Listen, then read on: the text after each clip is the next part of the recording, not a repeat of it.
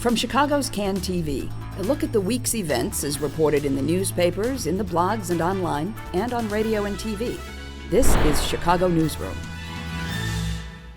Well, hi there, and welcome to another edition of Chicago Newsroom right here on Can TV. I am Ken Davis, and I'm a little tired because, like many of you, I'm sure, I've been up late at night watching the Ted Cruz convention, and really interested in knowing the fact that Ted Cruz has essentially announced that he's running for president, and we got a whole 4 years of watching Ted Cruz campaign for president.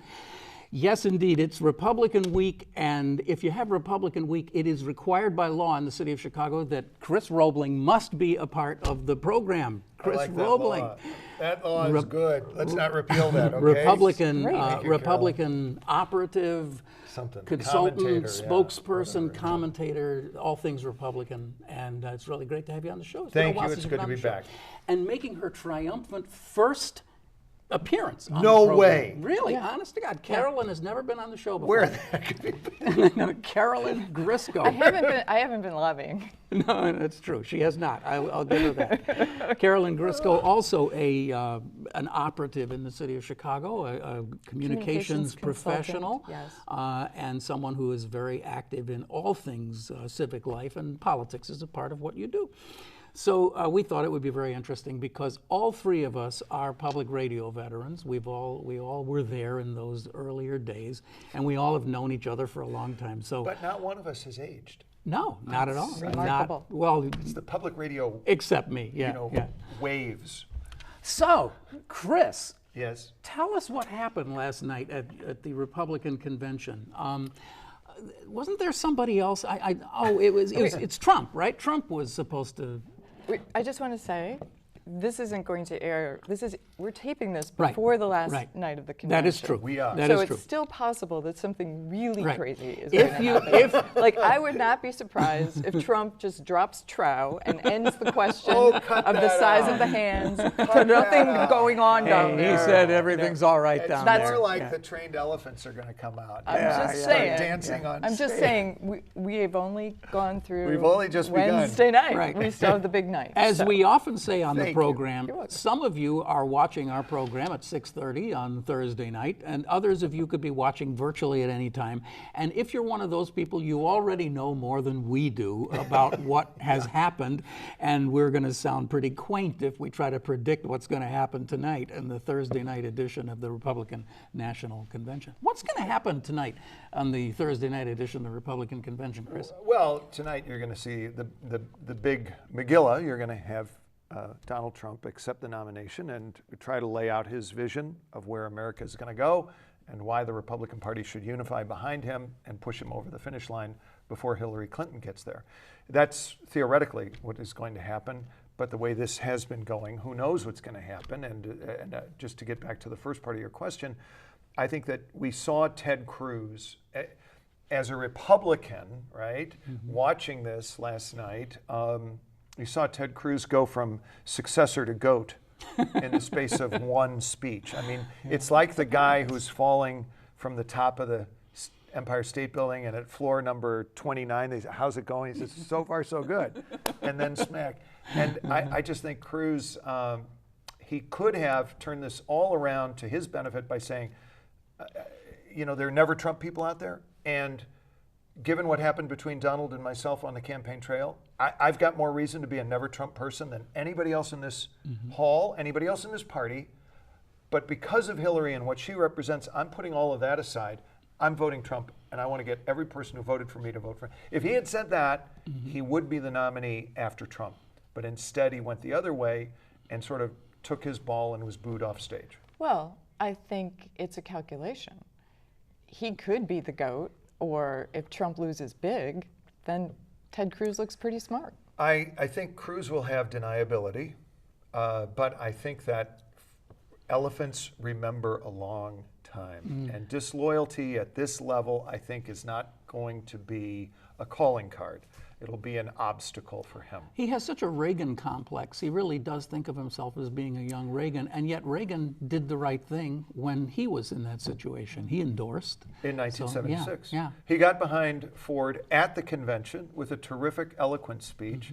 And honestly, I know Ted Cruz just a teeny bit. I don't think he thinks he's Ronald Reagan. I do think he believes he's one of many inheritors of that legacy and interpreters of that legacy. And we heard about that last night. But I agree with you. Reagan made a tremendous success of the 76 loss, and Cruz didn't do that. So here we are talking about Ted Cruz and not about Donald Trump. But I want to talk about the wife. So there are two questions. I mean, there's two ways this could have happened, right? As Trump implied in his tweet, oh, he saw that speech 2 hours ahead and thought it was fine. Or Ted Cruz lied and gave him a speech to read and then riffed on his own at the end. Either way, the convention, the people running it, look really bad. Or the third option, that really nobody did look at anything. Well, yes, of course, which is, I would just think that after, Melania's speech and the problems that raised, which they did not fix, they made worse. Her speech was Monday night.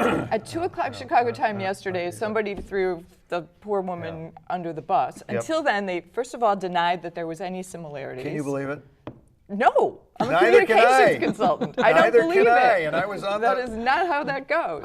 I want to tell you. And then they threw her under the bus. Can you imagine Michelle in that situation? Wow. So okay, I'll say. So how did Ted Cruz get up there and make that speech? Well, and what does this say about? He had the second largest number of delegates pledged to him from the primary, and so he became an element, and he basically exploited that position. It is my understanding that the Cruz speech was distributed 2 hours before. There's an AP report on the Cruz speech from 2 hours before. So I believe that the Cruz speech, as delivered, was distributed 2 hours before at the highest level of the Trump operation, and it was given to a reporter for that purpose so that there would be a record. Okay. Number 3, it had to be loaded into the teleprompter, et cetera. Right. There were logistics and all that kind of stuff. Not to say they can't make changes, but that's what happened. And I think that, Cruz, what we don't know and what I'm sure we're going to hear about momentarily from the New York Times or some Texas paper or whatever, Washington Post, obviously there was some kind of reconciliation or olive branch that did not pass between Cruz and Trump. Okay, and let's not forget that Trump said a lot of very nasty things about Cruz. There's no question there's a lot of personal basis for that Which is antipathy. what Cruz cited this morning. Right. Yeah, When I he's pledged still to talking support the about it, Republican nominee, that was before he trashed my wife. Exactly, and I think it is fair to say that Trump chose to trash his wife, and maybe one way for Trump to learn new behaviors is to experience the consequences of his actions. But in any case, he's better than Hillary. Well, Oh, please. Really? Really? I mean, he can't even really run a is. convention. He can't hire professionals to run a convention.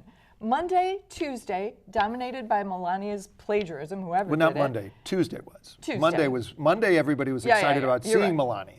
Well, but the tweets began immediately after her speech. I understand. So by Monday night, that thing was going south. I want to offer. This guy is trying to convince us he can run the country because he can run his businesses. He can't run a convention. But I want to offer a really contrarian view on this. Okay.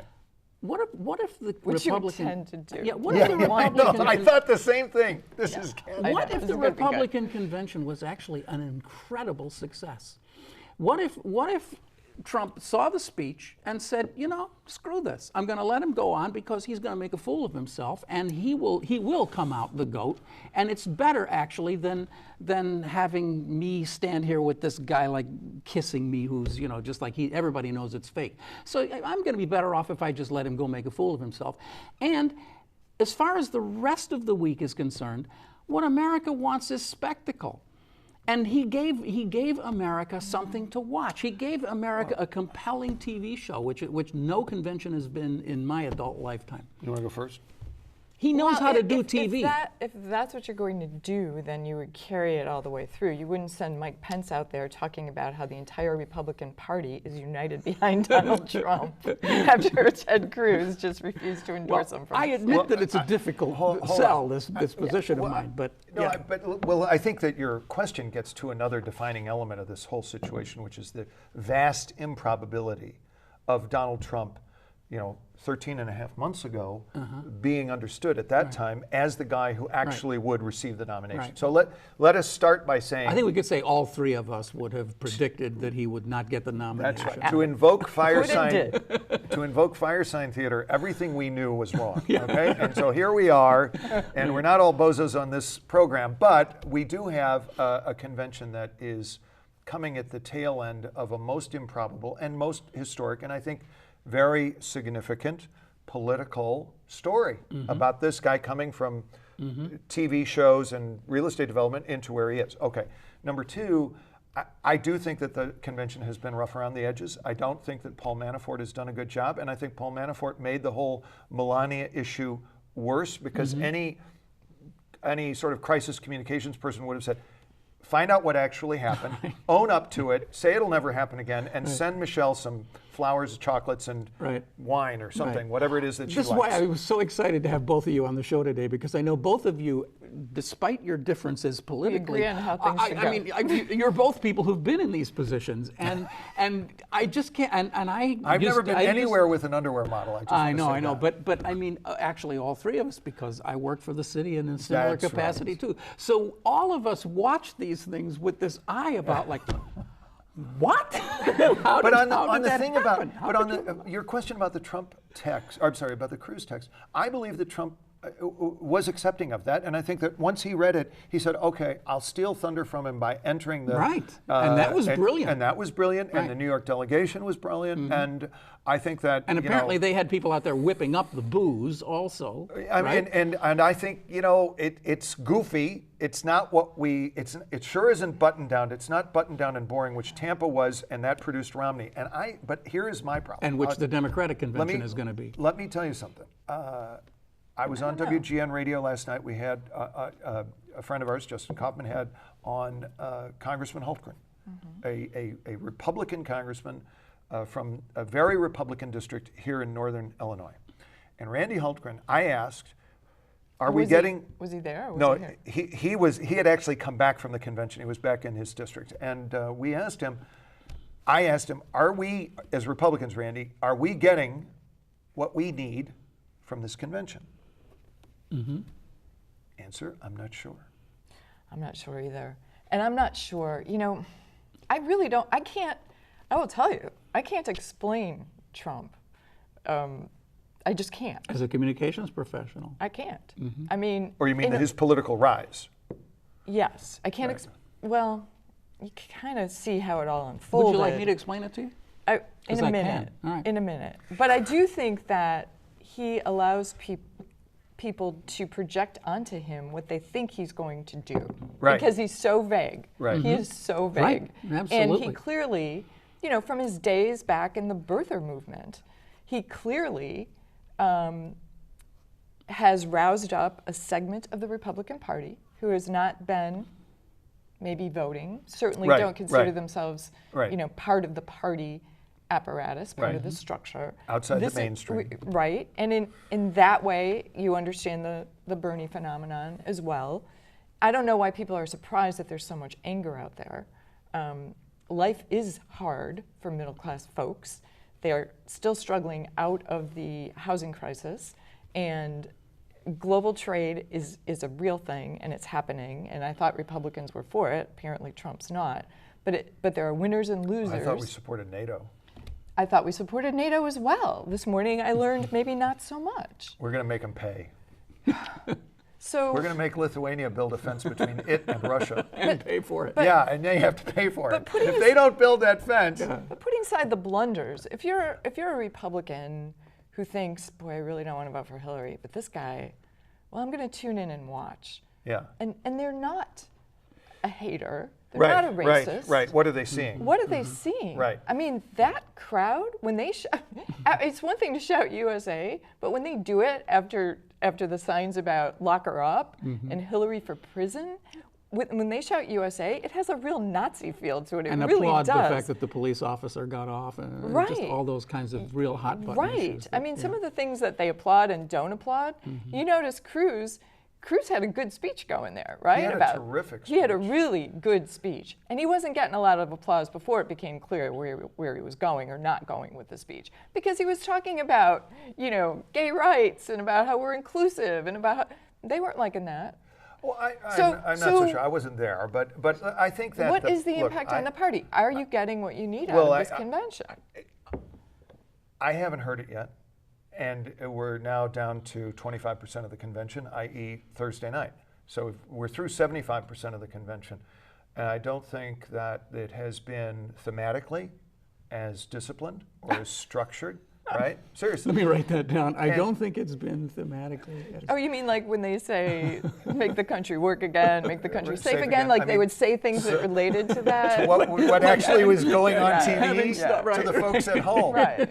Yeah. So again, from make the country safe again. The good news is that the signs that said make them, those signs all crapped out last night anyway, so you couldn't read them. Yeah. So what we have to see is what is Trump going to say tonight? But you know what? We all have to have much humility. We need a lot of humility because he's humble. Not him. He doesn't need any humility. Yeah, I know.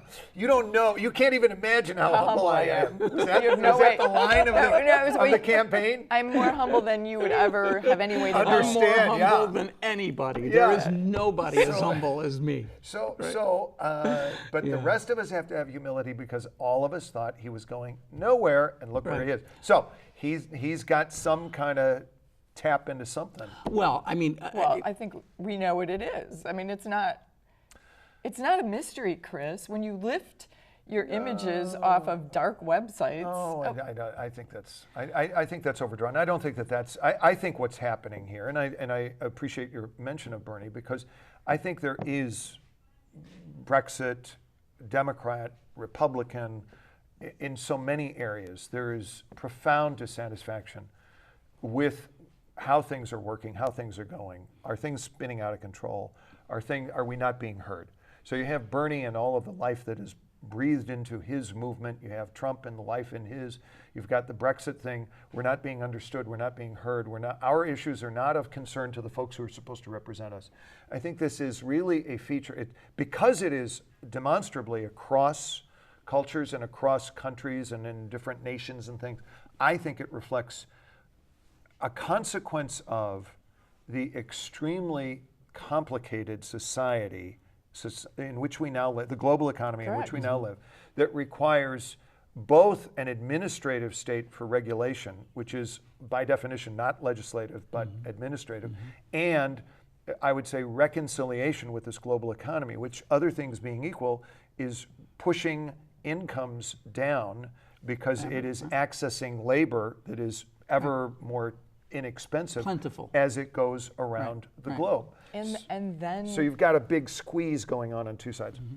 Yeah, and then from the labor, we're going to go more and more robotic, and all the people, driving Uber and Lyft cars will be not driving anything because they'll be driving themselves. But the other piece of it is, and I know this sounds a little, bad, but when you couple that with disinvestment in education, I mean, people don't understand anything. Yep. People who when people who are coming out to vote for Trump, the narrative that they play out is phenomenal. In fact, going into Laura Ingram's speech last night, most of which I heard, and I thought she was doing really well. Okay, going into it was.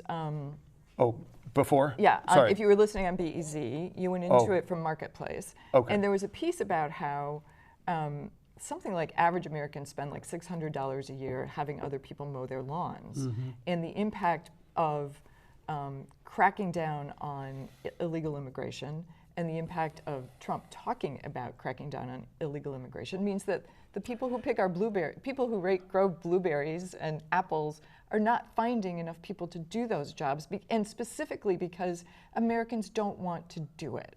And then you get right into Laura talking about, how every job has dignity. And but Americans don't want that kind of dignity. I understand, but I think that to the extent I heard Laura's thing, and I literally went into the underground Wacker drives, and that's why I missed out at the end. But I think that Laura was making a very important point that links up with actually the Trump child. And here's as long as we're dumping on the convention, let's also say these Trump children seem to be doing very well in the ratings, and they're getting out there and they're presenting a side of Trump that I certainly didn't know anything about, and that he's. Do you agree with that?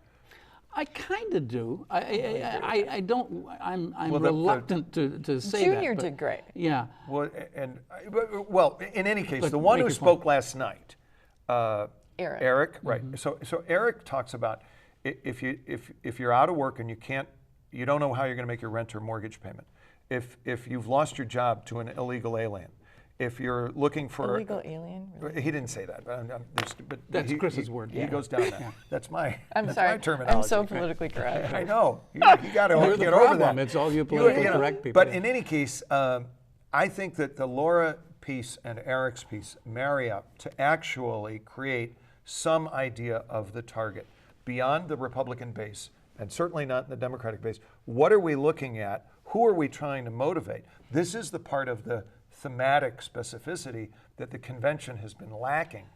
You raise a very interesting corollary point, which is, and Carolyn too, this issue of the rise of austerity around the world. Just as there is a violent revolution against globalization, there's a similar one, but people don't realize that they're related. There's a similar revolution against this whole right-wing austerity movement everywhere, right. in the EU, in the United States, everywhere, that you're going to make the world better by cutting every imaginable budget and making government as small as possible. It is a failed experiment. It is a catastrophe in so many different ways, and it's interesting to see that the Republicans are in this position where they're not yet paying for it, but they will soon, because the Trump experiment is going to backfire in that way. Trump is not actually an austerity guy, I believe, in his heart, and we're going to see something very interesting here. I just think that as we all know, Trump isn't what he appears to be, because he isn't anything. He's going to be a little bit of everything. But I don't see Trump doing this thing about, we're going to come in and close all the schools, and we're going to turn everything into charter schools and all that right-wing agenda. I don't think he has it. You're looking at me. As I said, he is so lacking in specificity that you can think whatever you want to think about his positions on education. You can paint the picture for him. You can. I mean, but if you just want to look at how he made his money and how he's run his businesses, Tony Schwartz, who wrote The Art of the Deal in entirety, has already completely denounced. He's been all over the place. Yeah, he's been all over the place talking about how this was the worst mistake of his career. He feels morally responsible for helping create the Trump brand or the Trump myth, which is pretty much the same thing. I mean, he doesn't treat people well. He folds companies. He uses subterfuge and hyperbole. I understand. So like, are you going to vote for it? Yes, I understand the talking points, but these are not. I understand the talking point, but really, Carolyn, look.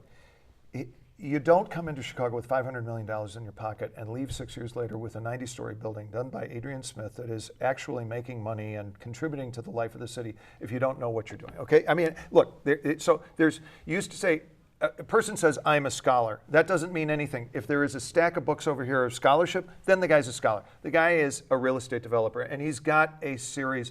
Has he been through ups, downs? Yes. But I think the idea that it is a myth, I think that is overdrawn. And I think that when we say he treats people badly, you know what? You don't have the long list of people suing him for this kind of personal thing and that kind of personal. There's some of that, but for a guy who's done as many deals as he has, I don't think there's a lot. So I think talking points. I think Trump is a for real success in business. How he got that way and what he's done, that's another we story. don't really know because he won't release his income taxes because he's so special. You can go. I can go show you Trump Tower, or I can go show you but I want to get to this autism. Trump Tower is right behind my building. There's not one retail space along the entire Riverwalk rented out. So I don't know how it's successful. I want to get to the austerity issue. And he got it by screwing all the people that he sold the condos to, and then correct. All that. But we can do that all day. Our friends and family program. To the austerity situation.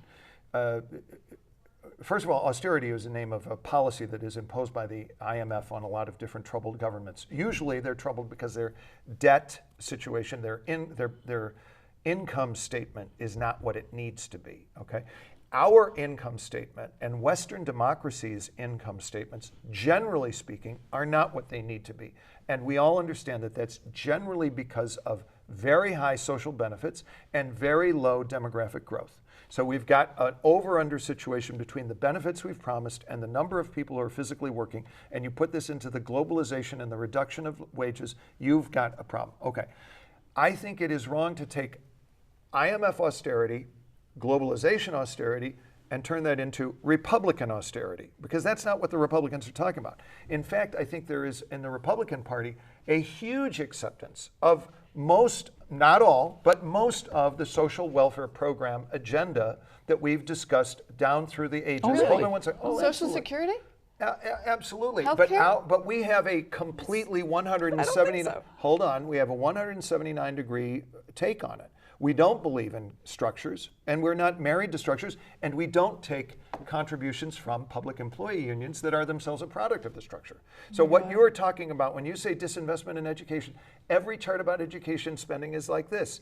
And what we have seen down through the ages is more and more and more expended Chris, on it education just spending. flies We in the face of really logic. And you Look get at higher no education. benefit. We only have about a minute left. Look at higher education We've in got to America. continue. Let's do another show right after this one. If you want, we can continue on after we break. Higher education in America is a story of subsidies from the federal government that have been wasted by administrations on middle managers. Higher education in the United States today is a colossal failure. It's not a failure.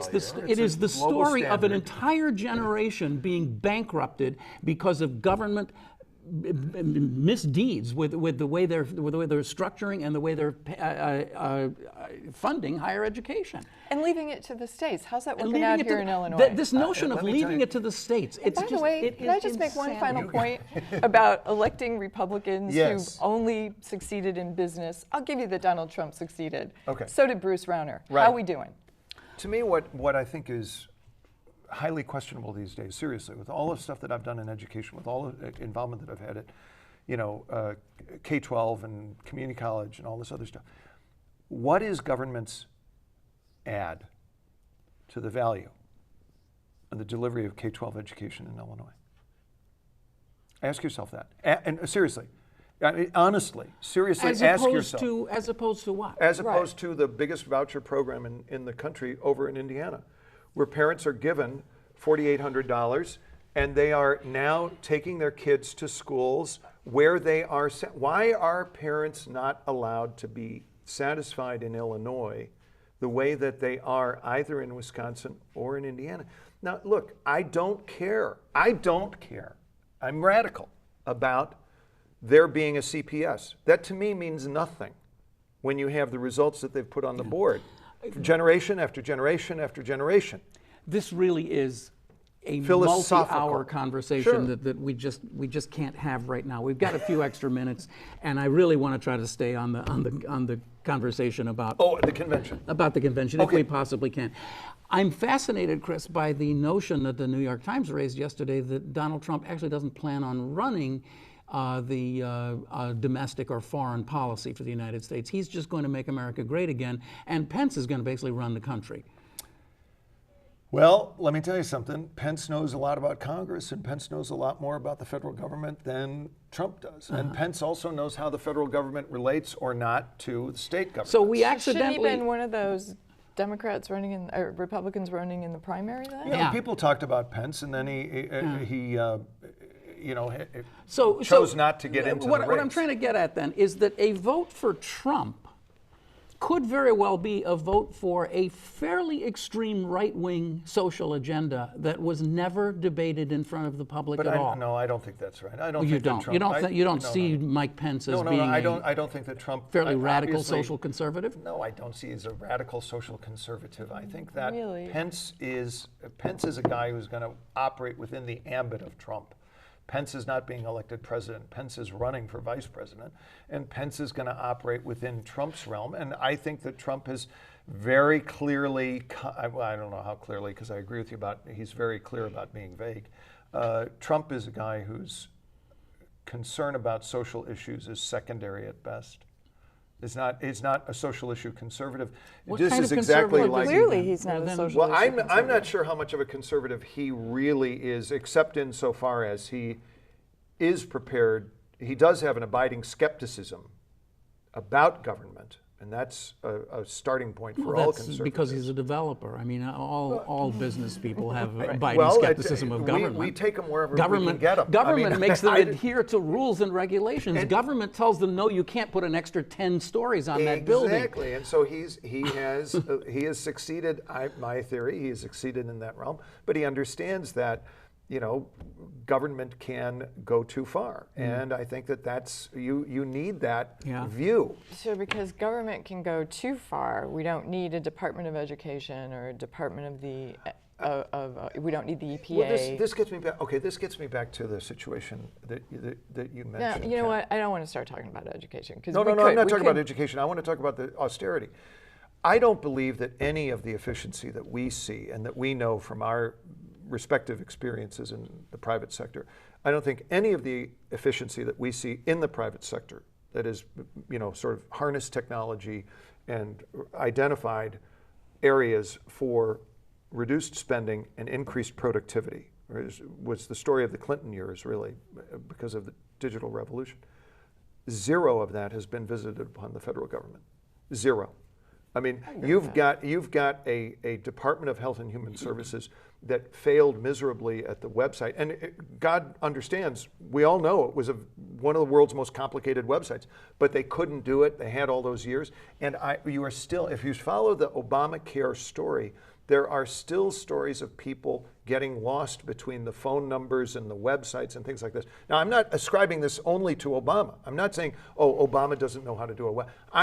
What I'm saying to you guys is the structure of government. This is Oliver Williamson from Berkeley, the Nobel Prize-winning economist. The structure of government cannot understand these developments in any. That's why you've got FBI people who are working with 14-year-old laptops. It's an outrage whether the president is George Bush or Barack Obama or Hillary or Donald Trump. It's an outrage. I agree with that. And I agree with that too. this How about that, Chris? this is republicanism, okay? This is No, not it's not. austerity. No, this is, No, this it is the- republicanism No, because you just said you it.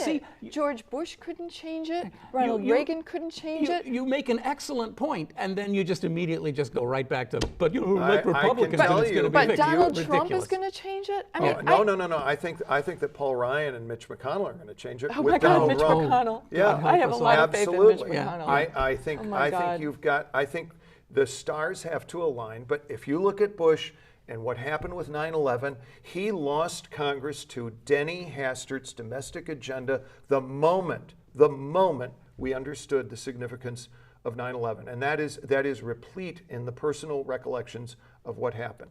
Denny Hastert was a big government conservative. He was not even. I have a personal thing. I never liked Hastert at all, and Everybody was says that constantly now. denouncing Yeah, that. right. And I want to tell you. And he also was at the breakfast table telling Harold Washington to run for mayor. I know.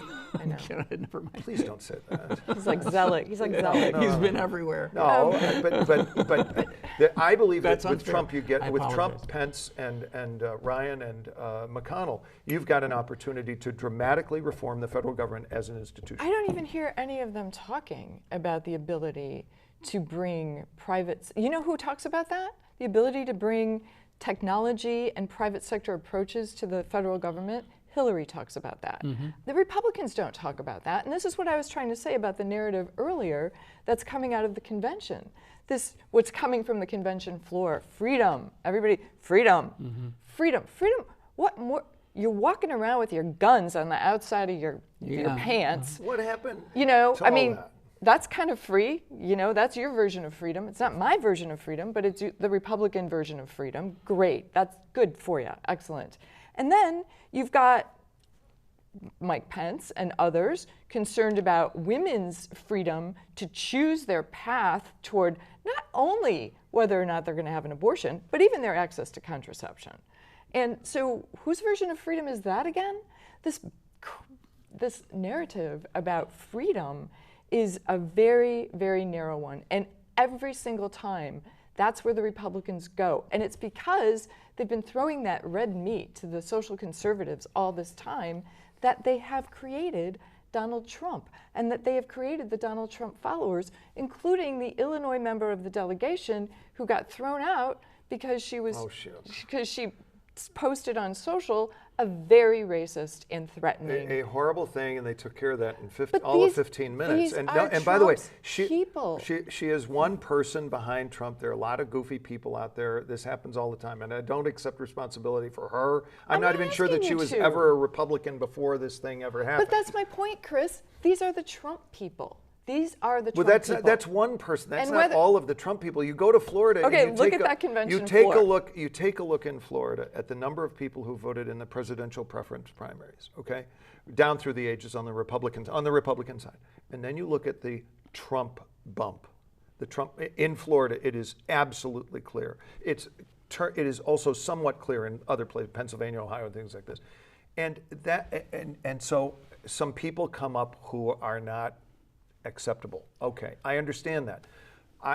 I think that the Trump experience or the Trump phenomenon is an expression of frustration with Mitch McConnell and John Boehner.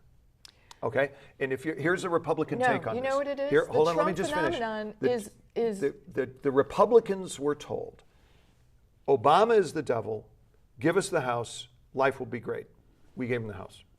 Nothing changed. Yeah, then they came back and they said, Obama is still bad. We do have the House, but to make anything better, we need the Senate.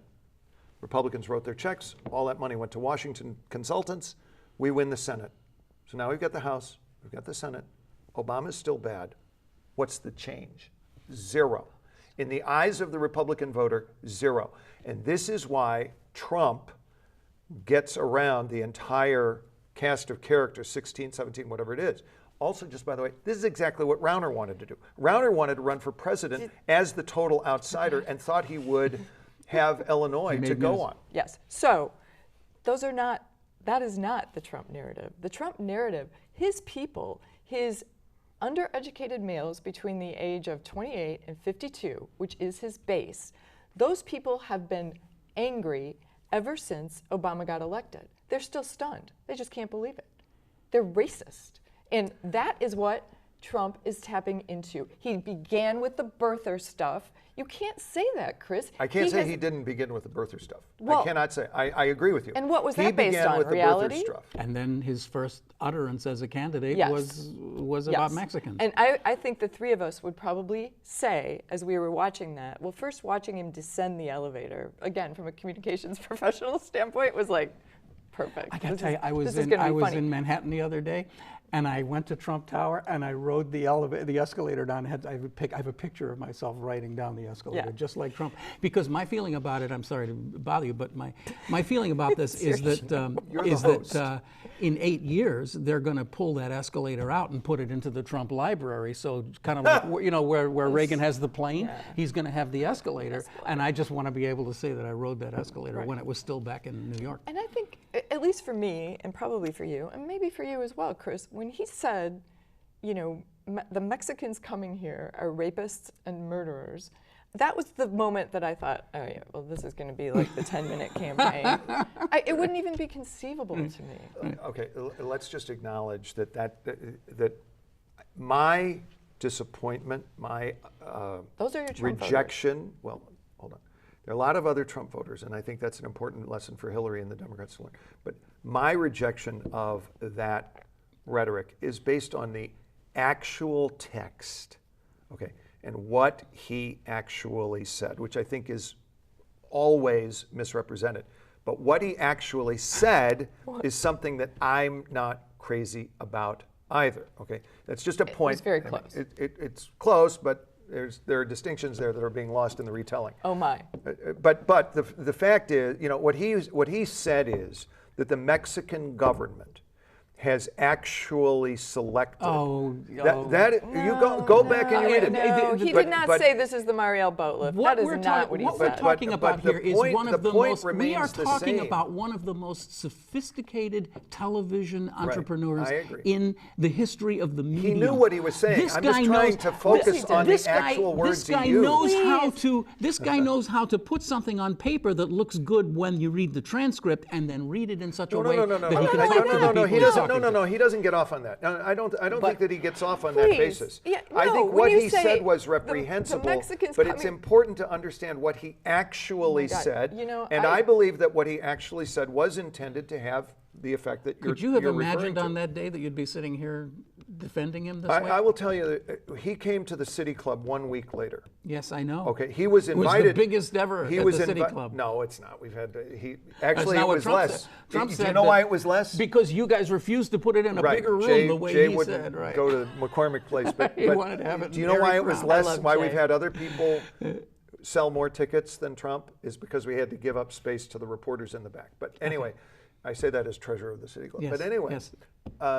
And we're glad you are. when I sat down at that City Club thing, next to me was Leslie Munger, who's now the assessor or controller of the state of Illinois. And so Leslie and I are sitting there, and Trump is sitting right here. So we're right across the table from him. And we're watching him throughout the whole thing and listening and all this kind of, and having some kind of lunch table banter back and forth and all this kind of. Then he goes up and he gives his talk. And we turn to each other on literally walking out. It's crazy, it's goofy, but it could go far. That is exactly what we said. Well, crazy, goofy, but it could really go far. I can't let this. He was connecting. I can't let this conversation go without actually referring back to last night with Michael Moore was on the Bill Said Trump's gonna Maher win. thing. And I thought Michael Moore was the guy who made the most sense. Here he is in this little liberal bastion, and he's saying, look, I live in Michigan, man. I know what this is about, and I think he's going to win.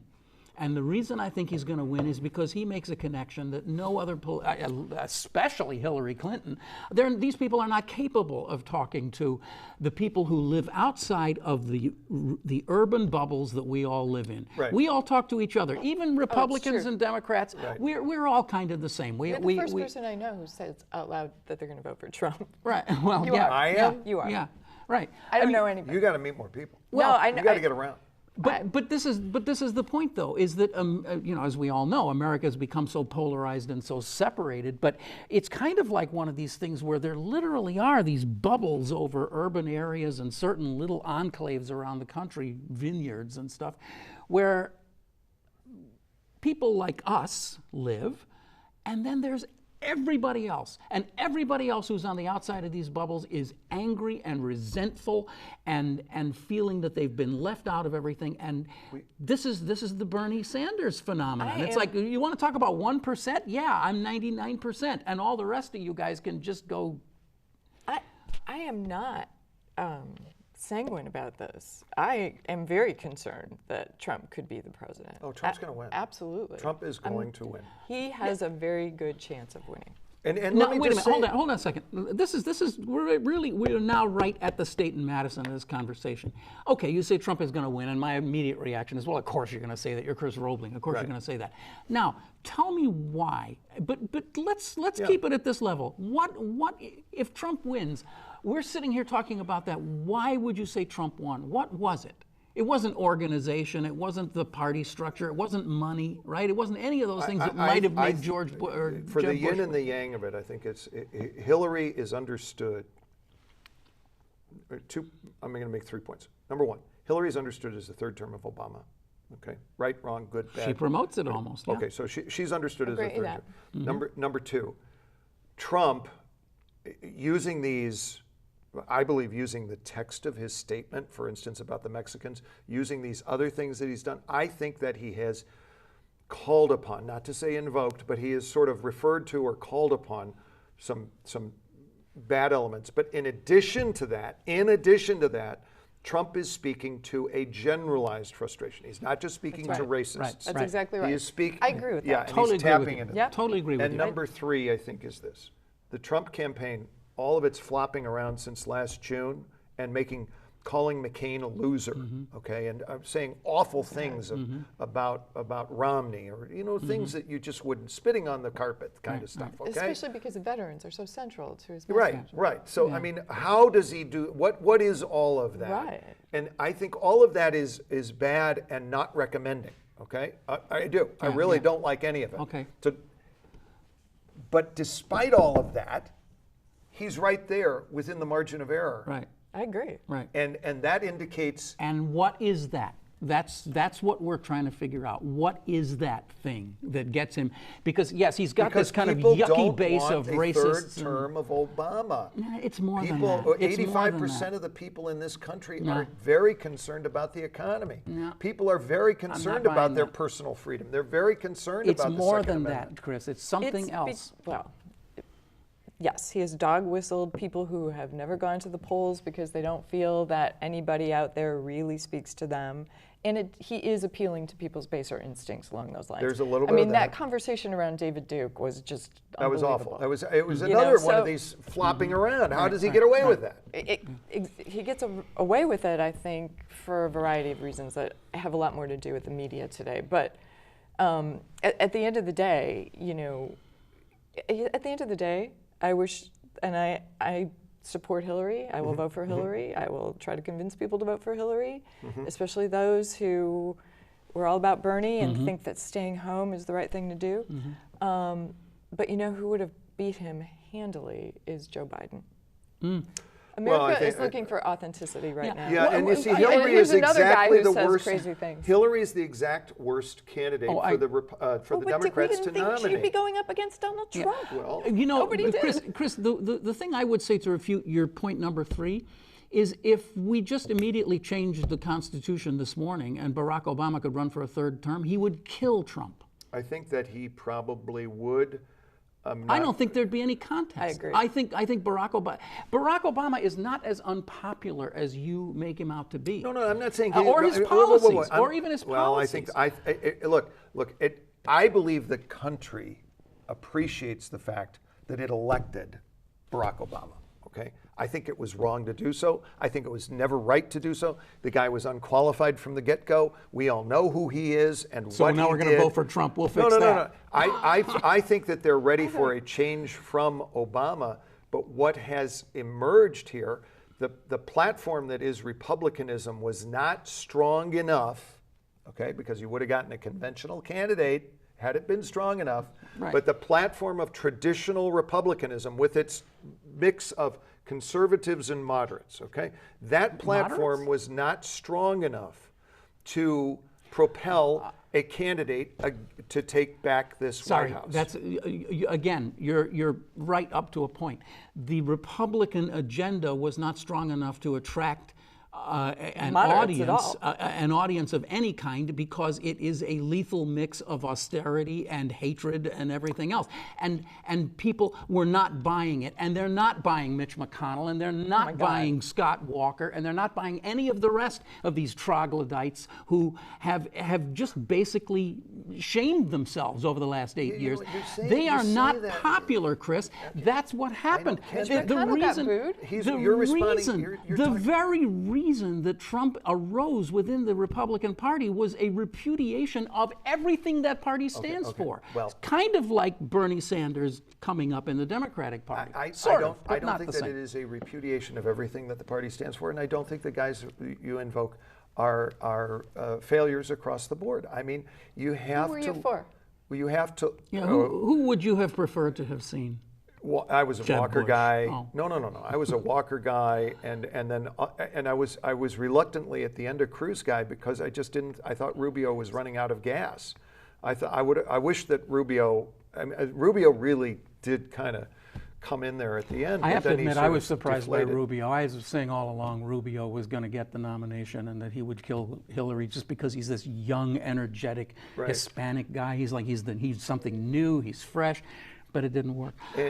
But I want to say because he got down there and he fought with Trump on his level. That was one of the great mistakes in modern politics. Absolutely. But what you say about guys, take a Walker. Walker is probably distasteful to you, and he might be distasteful to the folks in your bubble that you guys were just describing. I was just going to say he is, but I'm in a bubble. Okay, yes. you're in the bubble, and in that bubble, Walker is anathema or poison. And to the rest of Wisconsin, he's a hero. Well, I know I'm not saying that he's a no. I'm not going overboard. What I'm saying is that Walker has results.